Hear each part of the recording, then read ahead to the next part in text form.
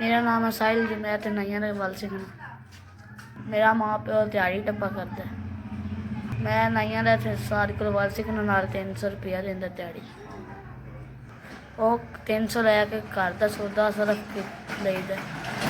पर कम्म कार कोनी, मेरे अब्बू दिहाड़ी करदे ने, मेरे अम्मी अब्बू दिहाड़ी टप्पा करदे ने। 300 नाल सब्जी आटा लेनी चाहिए, घ्यो लैने आ। 600 ਨੂੰ ਘਿਓ ਹੋਇਆ ਪਿਆ, 300 ਨੂੰ ਦੁੱਧ ਹੋਇਆ ਪਿਆ। ਮਹਿੰਗਾਈ ਐਨੀ ਹੈ ਜੀ, ਅੱਗੋਂ ਪੂਰੀ ਨਹੀਂ ਪੈਂਦੀ ਪਈ। ਇਹ ਸਾਹ ਦੀ ਮਿਹਰਬਾਨੀ ਹੈ, 300 ਦਿੰਦੇ ਨੇ ਤੇ ਅਸੀਂ ਘਰ ਦਾ ਸੌਦਾ ਲੈਂਦੇ ਹਾਂ।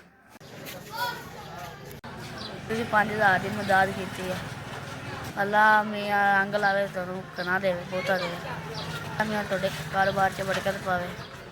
ਅੱਲਾ ਤਾਲਾ ਤੁਹਾਡਾ ਕੰਮ ਜ਼ਿਆਦਾ ਚਲਾਵੇ।